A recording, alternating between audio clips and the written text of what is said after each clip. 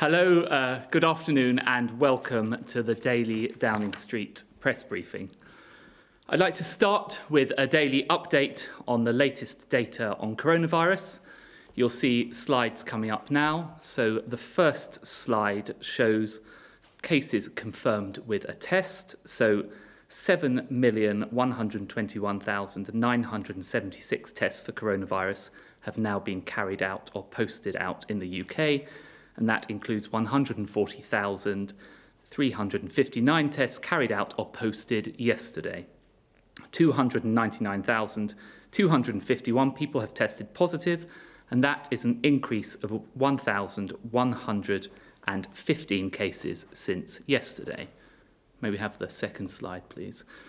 So the second slide shows the latest data from hospitals.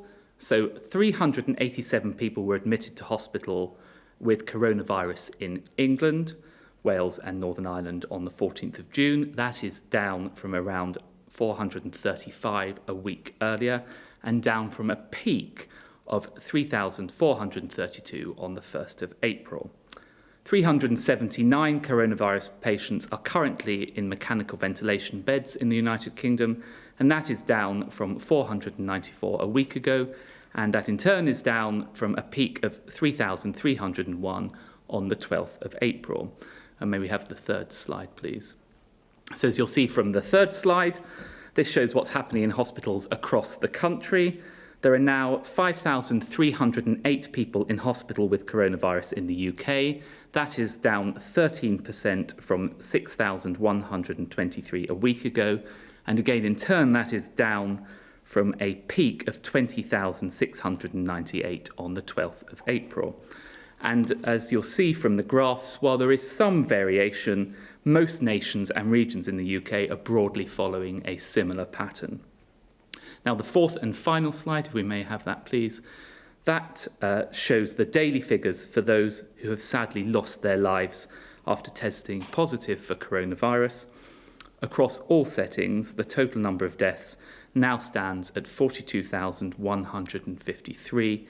That's sadly an increase of 184 fatalities since yesterday. Now, when you measure that on a 7-day rolling average, the daily number of deaths now stands at 146. So that is down from a peak of 943 on the 14th of April. So as you'll see from all of those four slides, we are making important progress. And today actually marks another important milestone. In just under 1 hour's time, the best league in the world will be back up and running after a 100-day pause. All but 5 countries will be airing tonight's games, underlining football's global reach and the soft power of UK sport. The Premier League is returning and the world will be watching. And of course it will be a very different event to what we're used to, but there's no doubt that this is a hugely symbolic moment, an important step forward in our careful journey back towards normality. Players back in their place of work and a boost for our football-loving nation. And we've worked really hard with football authorities, police and medical experts to get to this point. But we do need fans to play their part too. So please look after your fellow fans and your communities by watching from home. To keep the home advantage, support from home. Now, all 92 remaining Premier League games will be shown live on TV. And I'm delighted that I and others managed to work hard to get a third of them on free-to-air channels. Friday will be the first free-to-air with Norwich v Southampton. Then an important day on Saturday, that will be when we have the first ever Premier League game on the BBC, followed by the Merseyside derby, again free to air on Sunday. And there'll be extended highlights of all the games free to air, so you won't have to miss a single goal. Our sportsmen and women have set some incredible examples during this pandemic, using their profiles to support worthwhile causes across the United Kingdom. England's men and women cricket teams have donated £500,000 towards charitable causes. Rugby League's Cheshire West Bank Bears have delivered food and parcels to the elderly. And of course, the England and Manchester United footballer Marcus Rashford has made the front and the back pages for the very best of reasons, highlighting the struggles facing many families during this difficult time. But that is, of course, in addition to the fantastic work he's been doing, helping to feed millions of children through the Fair Share charity. And the last 3 months really have demonstrated that immense power of sport. It brings us together through kindness and common humanity. And actually, I was struck by this last week when I teamed up with His Royal Highness, the Duke of Cambridge, and some of Britain's biggest sports stars on mental health awareness. We chatted about the need to deliver generational change in perceptions and develop tools for good mental health, whether you're a sports star at the top of your game, or a junior just starting out, or a fan going through a difficult period. And as we get sport back, I really think this is a great opportunity for all of us to be much more open about talking about mental health. And the sports recovery was never, though, just about elite sports. I know that countless people are itching to get back to their gyms, their leisure centres, their five-a-side leagues, and all the other normal fitness activities.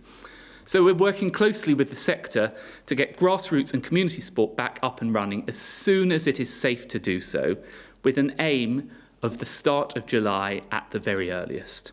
And as we continue our efforts to get children back to school, I want to focus on the role that sport can play in improving young people's physical and indeed their mental health. So today is an important moment in our recovery. The return of elite sport has provided a model to follow, one which is based on close partnership, working with government, sport and the medics to bring it back safely. But it's a model that we're also applying to other much loved and much missed parts of our economy, in particular the performing arts. Now, I know they face enormous challenges, particularly given the impact of social distancing on live venues. And I really am looking hard at how we can address those challenges. Over the past few weeks and months, I've been talking extensively and intensively with people from across the UK's cultural sector to try and find a way through these issues. From some of our most creative directors and producers to those running our greatest museums, theatres and music venues. And an important part of all of this is to get performances back up and running again. Now, we've made a lot of progress through the Cultural Renewal Task Force and indeed the Entertainment and Events Working Group, which sits within that. However, it is clear from all of this that we do need greater flexibility to overcome some of the very specific and practical obstacles to the return of live performance. So that's why, over the next week, we will be convening experts in a targeted way, bringing together our leading performers in theatre, choirs and orchestras with medical experts and advisors. And the idea is that they will work together in detail to develop that roadmap which is so badly needed to performing safely, with a particular focus on piloting innovative ideas that may permit live performances. I know how essential our theatres, our music venues and the performing arts are to our wider cultural ecosystem. Culture is our calling card, it's respected around the world, and I am determined to work with them and across government to support it and to preserve its world-leading position. Today's return of live football represents a significant milestone, but I hope it's just another step towards normality, to be followed by many more in the months to come. Thank you. So with that, I'm now going to turn to the first two questions, both of which we are going to see on this screen, and then I will respond to them. So the first comes from Laura in Eastbourne, and she asks, theatres around the country still remain closed with no reopening date in sight. How do you expect employers to keep their staff employed and to contribute to the job retention scheme who are unable to open and have zero income? Well, Laura, look, I hope I addressed some of that in my opening remarks. The first thing that we've done to support theatres is the job retention scheme. Without the job retention scheme, literally thousands of people in theatres would have lost their jobs already. Because of the job retention scheme, the government has spent tens of millions of pounds ensuring that those people can keep their jobs. We've also introduced schemes like, for example, deferral of VAT payments and business rate deferrals and indeed business rate reliefs. Of course, I know that for theatres in particular, as we open and we've set the challenging target of the 4th of July, it's going to be exceptionally difficult for theatres to open consistent with social distancing. And that is why I continue to have discussions across government to see what further support we can give theatres during this challenging time. So hopefully that answers the first question. We are now going to go on to the second question, and this is from Val from Wetherby. She asks, what is the policy and strategy to allow visitors to relatives in care homes whose mental health has been severely impacted by lockdown, whilst at the same time protecting vulnerable residents?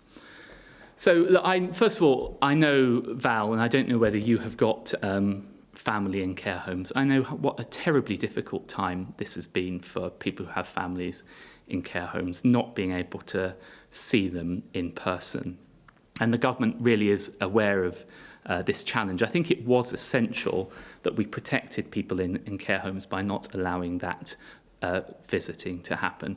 Of course, I know that is something that my colleague, the Health Secretary, is continuing to work through, and as soon as it is safe to do so, we will ensure that that can happen. I really do understand your desire to be able to do so. So those are the two questions that we've had from the public. We're now going to turn to Hugh Pym from the BBC. Hugh, are you there? Yes, thank you very much indeed.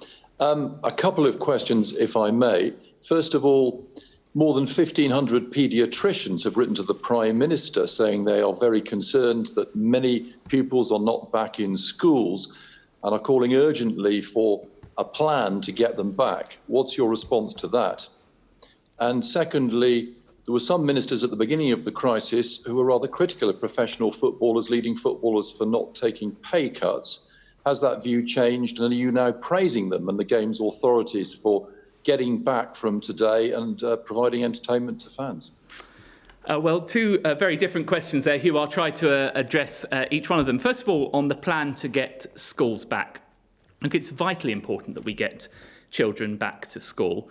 I know my own daughter is back at her local state school, and millions of, hundreds of thousands of kids, over 600,000 kids across the country are back at school. We've managed to get back children in reception and year 1 and indeed in year 6. Of course, we want to go further, and that's why from September we want to ensure that all schools are back.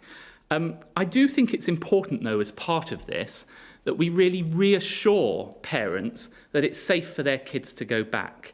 And I've been really heartened by the incredible hard work that I've seen from teachers up and down the country who've worked so hard in difficult circumstances to get kids back to school. I do think it's a bit of a shame that their unions, and indeed it appears the leader of the Labour Party, is not also providing them with that kind of backing and support. In relation to professional footballers, I think it's wonderful that we've got football back, and we've worked really hard with the professional footballers and others on this, and then particularly I pay a tribute to Jonathan Van Tam, Professor Jonathan Van Tam, who's done an awful lot to reassure footballers about the safety of all of this. And I think it's entirely right that we should praise footballers for the role that they're playing in ensuring that we're able to get back to normal life as before. I think the comments you're referring to were in relation to the access to the job retention scheme. On the job retention scheme, I've always been clear, and I think most of the clubs have followed this, that you should only access the job retention scheme if you can't afford to use other means. And I think they followed that example. Do you have any follow-ups there, Hugh? Yes, on football, once again, do you have any concerns about fans gathering at grounds, and do you have any message to them? And secondly, what about lower leagues and the financial plight of many clubs? What support or assistance can you give there?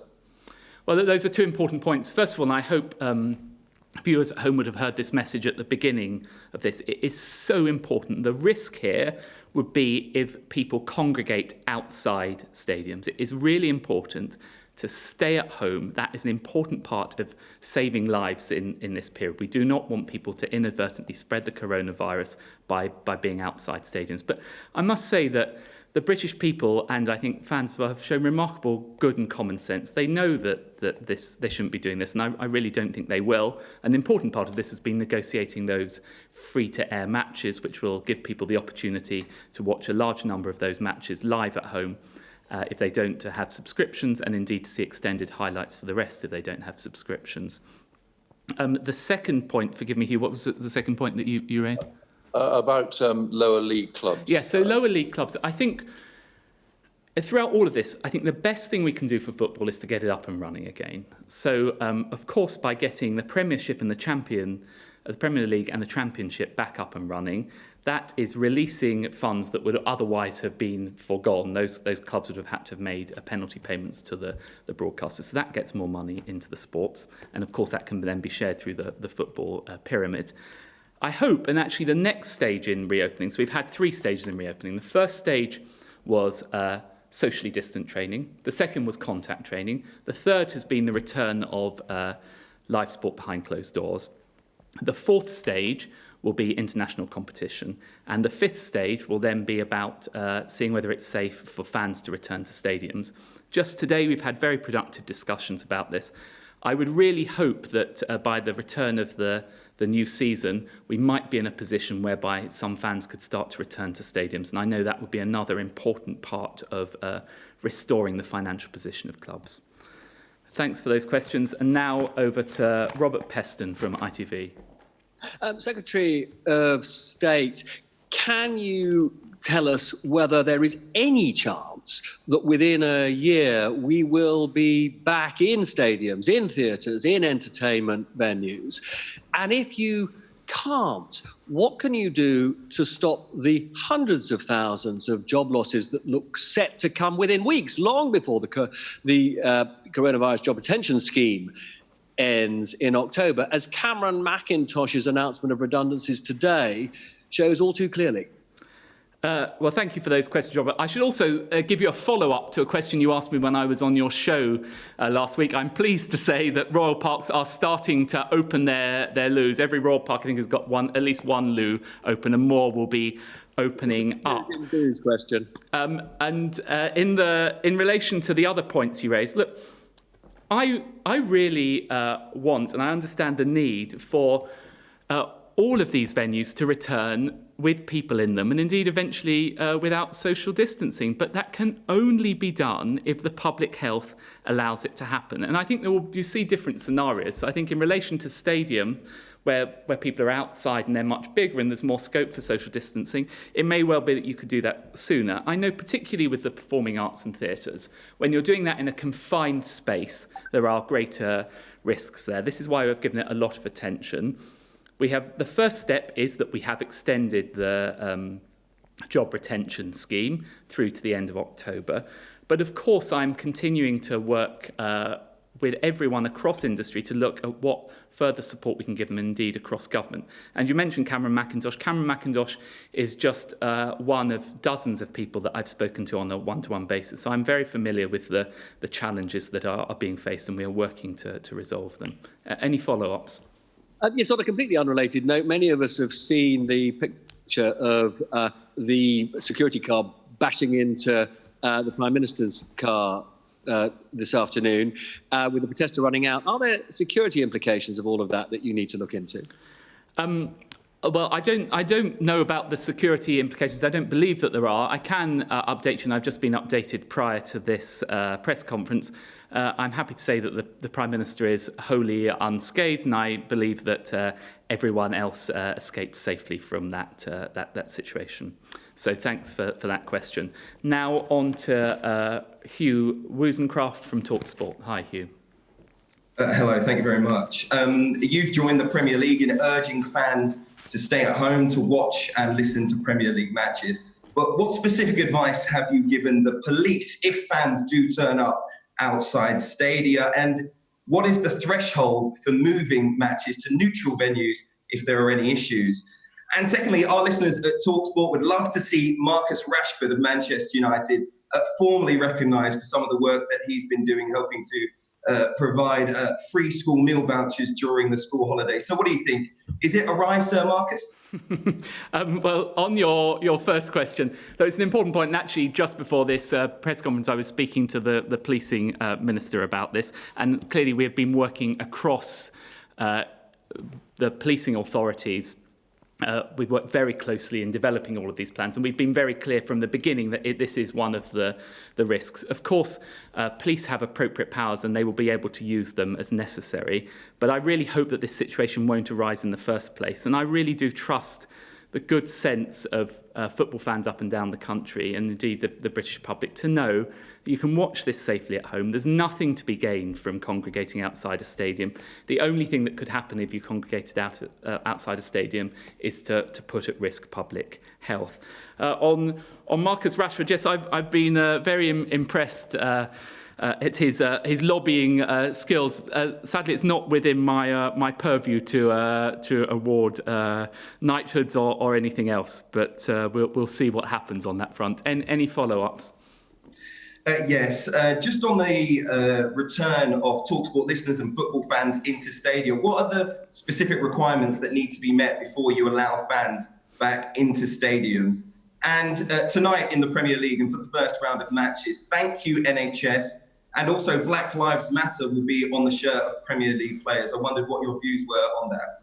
Well, first of all, on the steps to return fans to stadiums, it will be a similar process to what we've gone through with the return of live sport behind closed doors.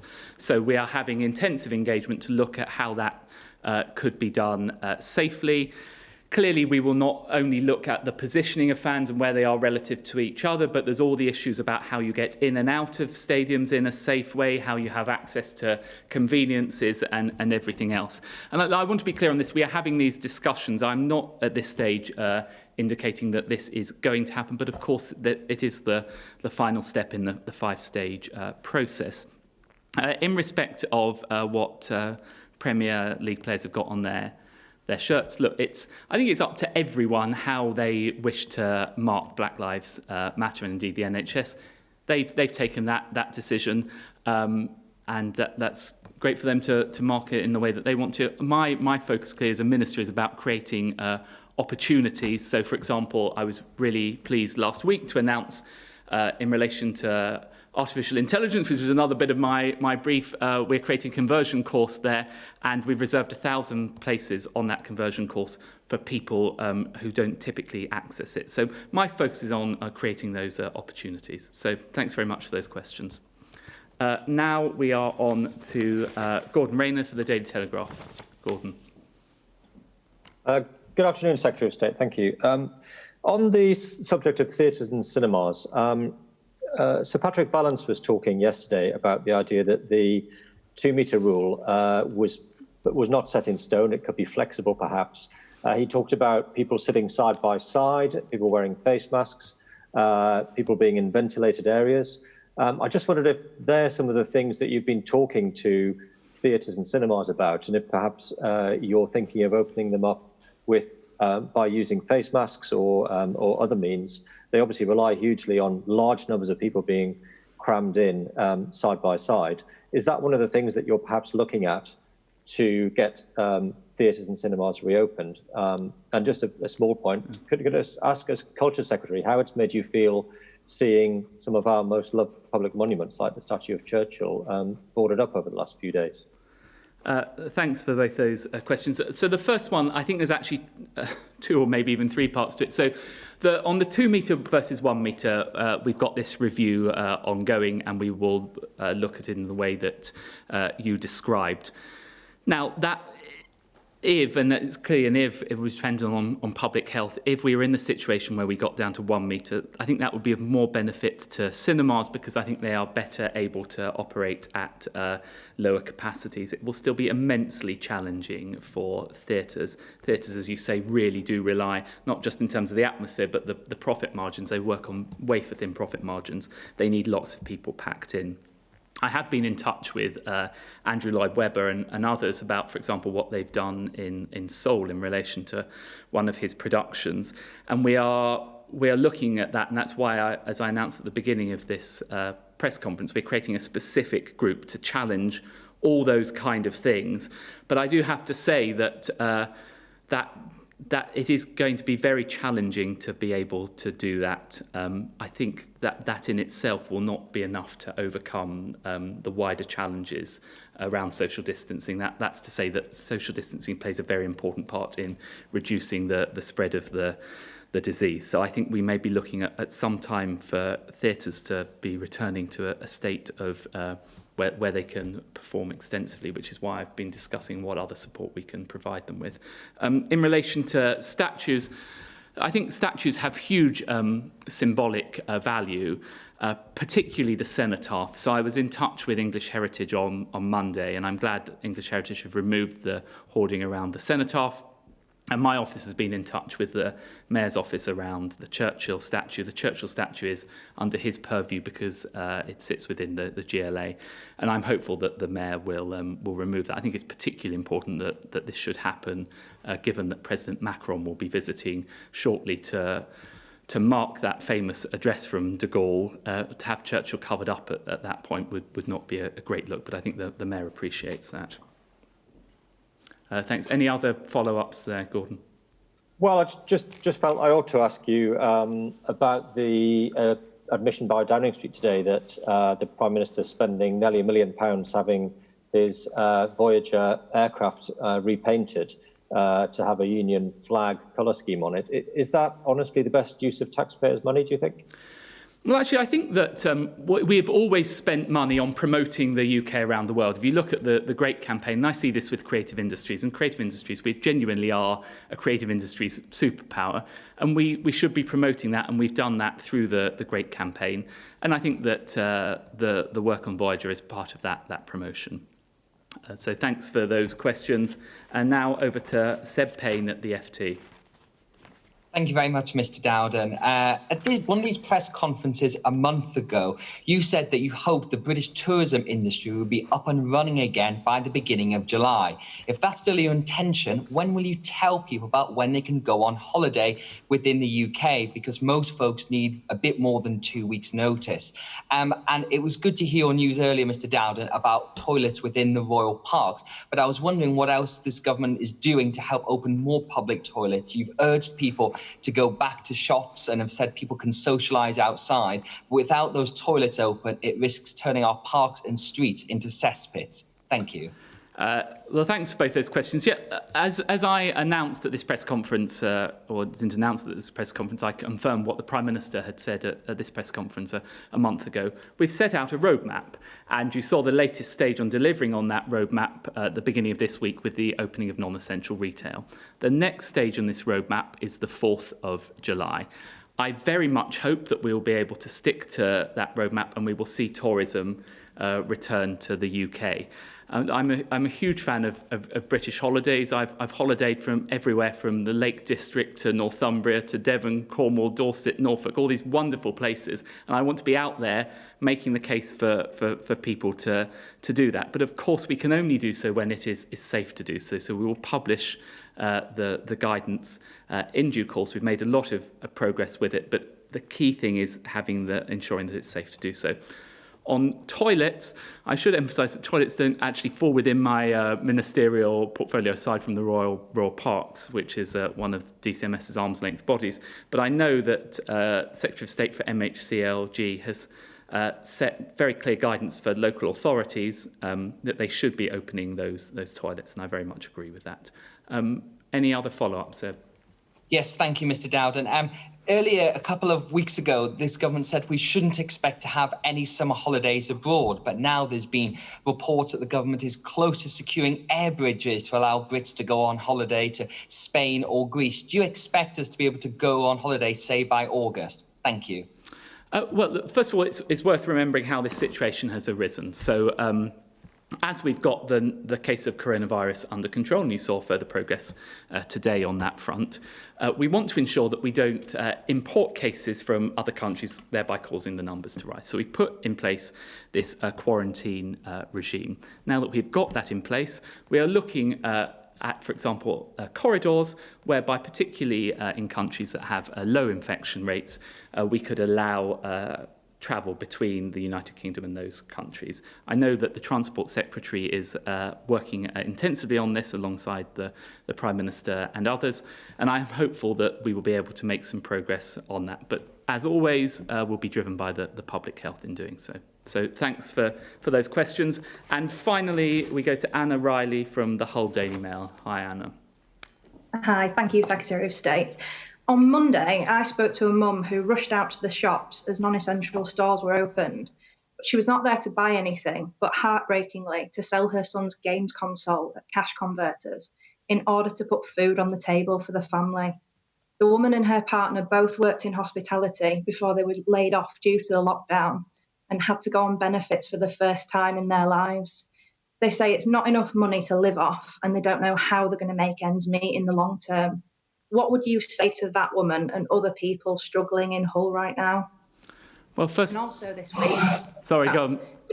Yeah, sorry, just a second question there. Also this week, I spoke to a grieving widow. She lost her 49-year-old wife to coronavirus within 3 days of being admitted to Hull Royal Infirmary. She had no underlying health conditions and died before even getting to meet her newly born grandson. Her widow is now part of a campaign group that thinks the government delayed its response to protect the public from catching coronavirus, and in doing so, failed to save thousands of lives that have been and still continue to be lost to this deadly virus.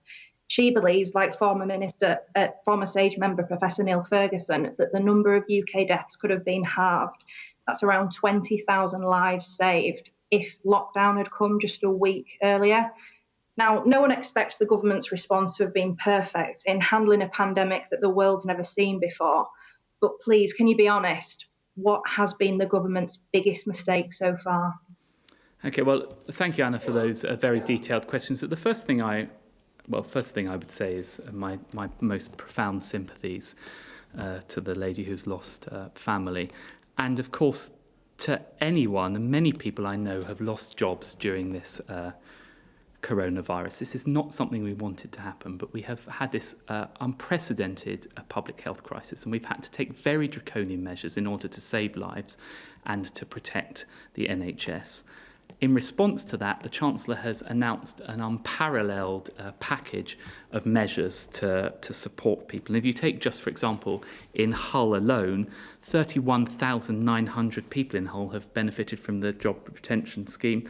4,000 businesses have benefited from the local authority grant. 6,000 people have benefited from the self-employment income scheme. So that's literally tens of millions of pounds of support. But sadly, we can't support everyone. That's, for example, why we have increased the universal credit. But in the long run, what we have to do, as long as it is safe to do so, and hospitality is an important example of this, is to reopen those sectors. And we're not doing this for some sort of ideological reason. We're doing it for precisely the reason that you set out, which is that people need to be able to get their jobs back and get back to work if it's safe to do so. And in respect of the point about when we introduced lockdown at the beginning of this crisis, ministers clearly made the decision. We were informed by scientific advice in doing so. We did so at a relatively similar stage in the progression of the disease as other countries did so. On the point about the numbers of people affected and the lessons to be learned, it really is just too early to make those sort of comparisons. Different countries have different ways of measuring it. Different countries have different demographics. Of course, there'll be a time when we need to look at all of those lessons. But I hope that you and people watching will appreciate our focus as a government and as government ministers, and indeed my focus, has to be on what we are doing to continue to control and drive down the numbers of this disease. So thank you for those questions. Did you want to have a quick follow-up, Jessica? Yeah, you say the time's not right now. Will there be an inquiry in the future then as to measures that could have been put in place or lessons learned? Yes, well, in the future. Thank you for those questions. Yes, of course there will be lessons that will need to be learned. But as I say, the focus still at the moment is with dealing with this crisis, driving the numbers down. You saw from the presentation at the beginning of this, we are continuing to make progress with that. Over time, we will look at the lessons from around the world and look at those comparisons when it can be meaningfully done and learn appropriate lessons. So thank you for those questions. And that concludes this afternoon's press conference. Thank you very much.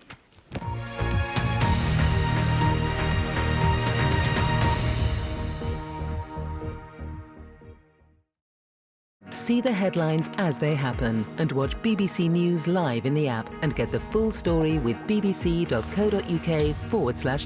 Follow the story for all the latest with BBC News.